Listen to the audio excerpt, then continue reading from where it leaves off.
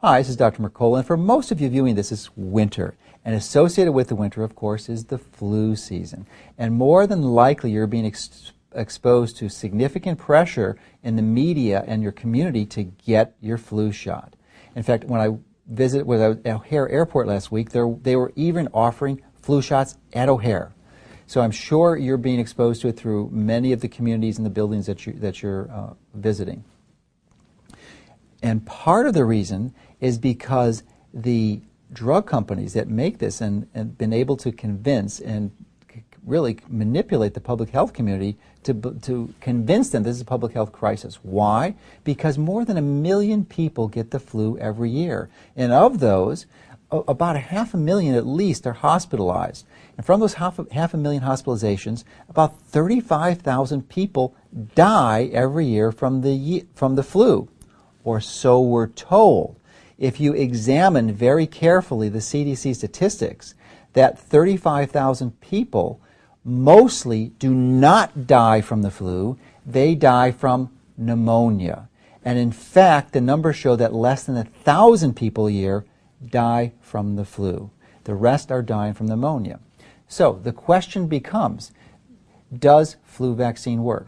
And even in the 1 million people who do get the flu and are affected by it, how old are these individuals? Well, these individuals are mostly elderly. That's when your immune system becomes diminished, especially if you've not adopted these healthy lifestyles. So, and those are the individuals that are more likely to suffer from pneumonia. So, does the flu vaccine work for pneumonia? No. It's conclusively been shown in multiple studies not to work. And I've got a list in some of these studies. There's one published in the New England Journal of Medicine in 2005, 3 years ago, and one just recently published in The Lancet showed the flu vaccine does not work for pneumonia. No surprise. But it also doesn't work for the flu. In fact, I challenge anyone to find a study that proves, a well-done, well-researched trial that proves that the flu vaccine works for anyone. It doesn't work.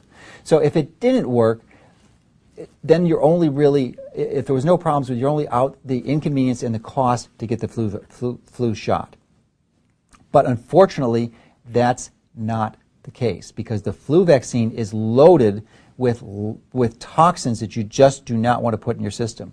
The first one, and it's in the majority of flu vaccines, is mercury. Yes, they're putting mercury in the form of thimerosal in it, about 25 micrograms. And if you look at the warning signs of mercury, that exceeds the toxic dose of mercury that is not recommended by the EPA and the CDC unless you're over 550 pounds.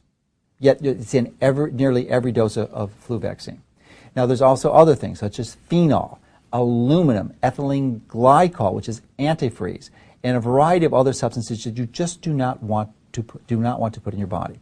So the craziness of this is actually the flu vaccine is recommended for every single person in the U.S., or nearly every single person, because in 2005, 3 years ago, the Federal Advisory Committee on Immunization Practices recommended that infants from the age of 6 months to 5 years old be given a flu vaccine every year. And earlier this year, they extended that for all children. So just about every single person in the U.S. is recommended to get an annual flu vaccine. So obviously, I do not advise you. In fact, I strongly encourage you to review the evidence, make your own decision, and I suspect if you carefully review the literature, you'll reach the same conclusion I did, which is that it is unwise for you or anyone in your family to receive the flu shot. So there are things that you can do to prevent the flu. Now, wouldn't that be better? Prevention makes a lot more sense. Clearly, you would like to lead the Take Control of Your Health lifestyle program, which involves, of course, normalizing your insulin and doing exercise and all the things that I talk about. But there are specific things that will really virtually annihilate the flu. And one has been clearly shown, without any question, is vitamin D. And the best way to get vitamin D is through sun exposure. Unfortunately, isn't it an interesting coincidence that the flu occurs in the winter? So that's when you don't have access to appropriate amounts of sunshine. So the next best thing, ideally, would be to expose your skin to ultraviolet radiation. And you can do that with a safe tanning bed. And a safe tanning bed, there is a list on my site where you can go and find these commercially available, or for more convenience, you can actually get one to use in your home for you and your family. I think that's the best way because there's very little danger of overdosing on vitamin D. But for whatever reason you are unable to do that or you can't do that, then the next best step is to make sure that you and your family members are getting enough oral vitamin D. And what is the dose? Well, the dose is a lot higher than you're being told. The dose probably is about 2,000 units, international units, a day for children, and up to somewhere between 5 and 10,000 units a day for adults. If you're a heavy adult, closer to 300 pounds, then you're going to be closer to the 10,000 units, and most normal weight adults will be closer to 4,000 or 5,000 units. So if you take that every day, the odds of you obtaining the flu are virtually non-existent. Now, of course, the safer way to get that is with the sunlight exposure or the UV light exposure through a safe tanning bed. Now, if you do take the supplements, ideally it would be best to have your blood checked.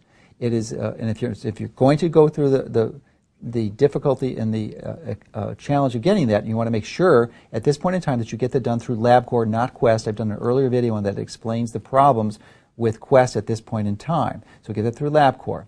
And your levels should be over 50 nanograms per milliliter.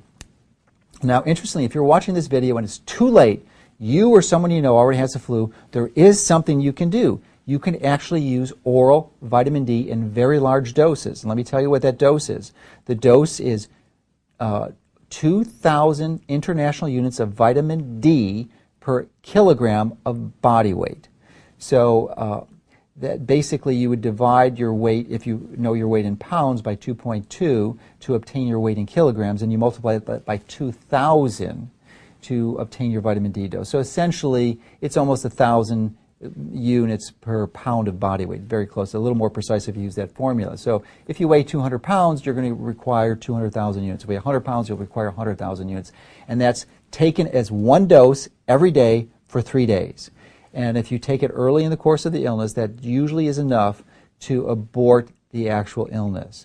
So hopefully this information will give you the knowledge you will need to make an informed decision for yourself and your family and your friends so that you will have hard data to and options as we enter the flu season.